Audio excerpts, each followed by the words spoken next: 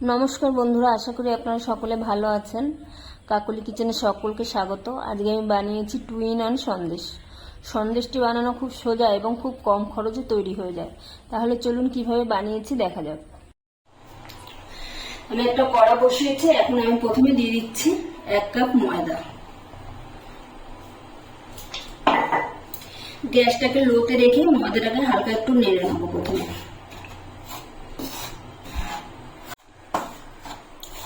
ময়দাটা আমি 2-3 মিনিট ভেজে নিয়েছি। এখন আমি এর ভিতরে ঘি দিয়ে দিচ্ছি। 3 চামচ ঘি দিলাম। প্রথমে 3 চামচ দিয়ে দেখব,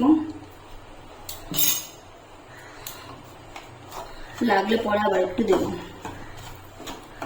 এখন ঘিয়ের সঙ্গে ভালো করে মিশিয়ে নেবো ময়দাটাকে। 3 চামচ ঘি আমি মিশিয়েছি। আমার একটু কম কম মনে হচ্ছে, আর 1 চামচ আমি দিয়ে দিচ্ছি। আর 1 চামচ ঘি দিয়ে দিলাম।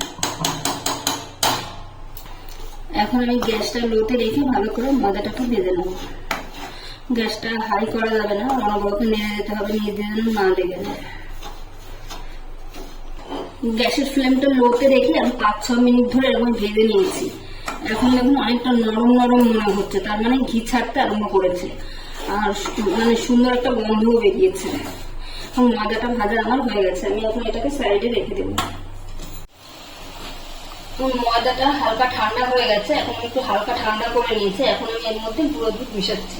আপনারা চাইলে গুঁড়ো দুধ নাও দিতে পারেন, কিন্তু এটা দিলে টেস্টটা ভালো আসবে। এখন আমি ভালো করে মিশিয়ে নেব। আমি এখানে মানে চায়ের কাপের 1 কাপ গুঁড়ো দুধ দিয়েছি, 3 চামচের মতন হবে। গুঁড়ো দুধটা আমি ভালো করে মিশিয়ে নিয়েছি ময়দার সঙ্গে। এখানে আমি একটা কড়াই বসিয়েছি। আমি এখন দিয়ে দিচ্ছি 1 কাপ চিনি।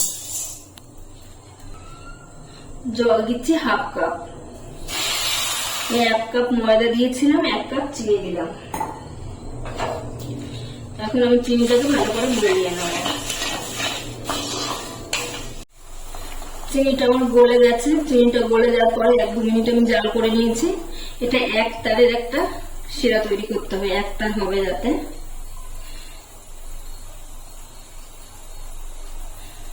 চিটচিটে লাগবে। ঠান্ডা হলেই দেখুন এক তার হচ্ছে। এখন আমি রসটাকে নামিয়ে নেব। এখন আমি চিনির রসটা ময়দার মধ্যে ঢেলে দিচ্ছি।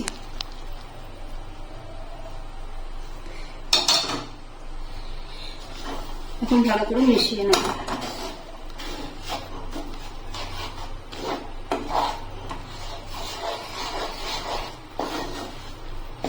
আমি এখন এর ভিতরে দিয়ে দিচ্ছি একটু গোলাপ জল। আপনারা চাইলে এলাচের গুঁড়ো দিতে পারেন, আপনাদের পছন্দ মতন যে কোনো এসেন্স দিতে পারেন।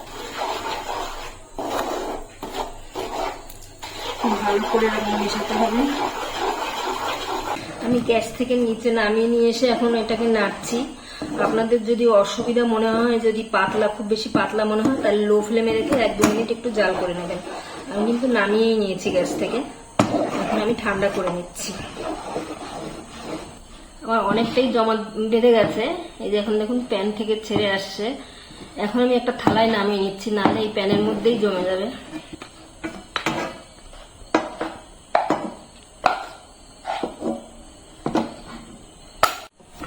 এখনো ময়দাটা আমার গরম আছে। গরম অবস্থায় এনে এটাকে 2 ভাগ করে দেবো। আমি 2 কালারের করবো। আমি 2 ভাগ করে নিচ্ছি। একটু গরম থাকতে থাকতে করতে হবে, নাহলে এই থালাই জমাট বেঁধে যাবে। আমি 2 ভাগে ভাগ করে নিলাম।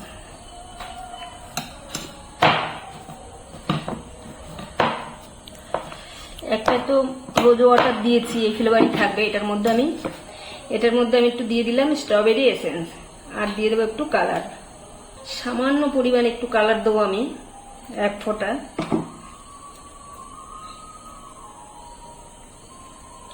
দু ফোঁটা দিলাম আমি। আমার কাছে স্ট্রবেরি কালার নেই, তাই আমি পিঙ্ক কালারটা দিয়েছি। এটা দিয়ে আমি মেখে নেব। হালকা কালার হবে, খুব বেশি কালার করবো না।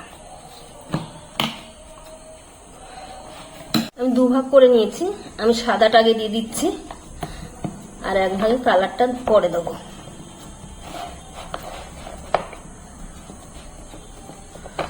ভালো করে হাত দিয়ে চেপে চেপে নিতে হবে। ভালো করে এটাকে সেট করে দিয়েছি। একটা জিনিস বলা হয়নি, এই টিফিন বক্সটা কিন্তু একটু তেল মাখিয়ে নিয়েছিলাম আমি।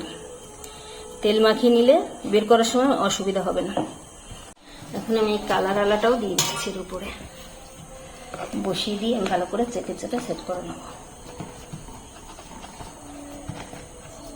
আমি ভালো করে লাগিয়ে নিয়েছি। এখন আমি 10 মিনিটের জন্য রেস্টে রেখে দিচ্ছি। আমি 10 মিনিট রেস্টে রেখেছিলাম, এখনো গরম আছে, কিন্তু এখনো ভালোভাবে সেট হয়নি, কিন্তু বেশি শক্ত হয়ে গেলে আমার কাটতে অসুবিধা হবে, সেজন্য আমি এখনই বের করে নিচ্ছি। সাইডটা একটু ছাড়িয়ে নেব। আমি বের করে নিয়েছি। এখন আমি এর উপর একটু রূপারি পারদ দিয়ে দেবো, দেখতে সুন্দর লাগবে, সেই জন্যই দিয়ে দিলাম। এখন আমি পিস পিস করে কেটে নেব। আমি এখন কেটে নিচ্ছি। সাইডটা একটু বাদ দিয়ে নিচ্ছি, এই সাইডটা একটু বাদ দিয়ে নেব, কেটে নিচ্ছি। আমি ত্রিকোণাভাবেও কাটবো, সেই জন্য আমি বড় বড় করে একটু কেটে নিচ্ছি।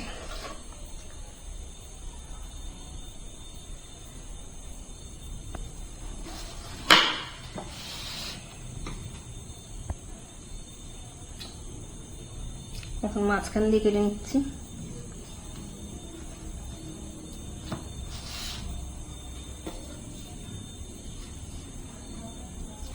এখন আমি এইভাবে ত্রিকোণাভাবে কেটে নিচ্ছি। আপনারা আপনাদের পছন্দ অনুযায়ী কাটবেন। এই দেখুন মিষ্টিটা কি দারুণ হয়েছে, দেখতে একদম দোকানের কেনা মিষ্টির মতন। সন্দেশগুলো আমার তৈরি হয়ে গেছে। আমি এখন একটা ভেঙে দেখাচ্ছি কেমন হয়েছে। দেখুন ভিতরটা কি সুন্দর সফট হয়েছে, একদম দোকানের মতন, খেয়ে বোঝাই যাবে না যেটা বাড়িতে তৈরি করা। ভিডিওটি যদি ভালো লাগে তাহলে একটা লাইক করবেন, সাবস্ক্রাইব করবেন এবং কমেন্টে জানাবেন কেমন হয়েছে।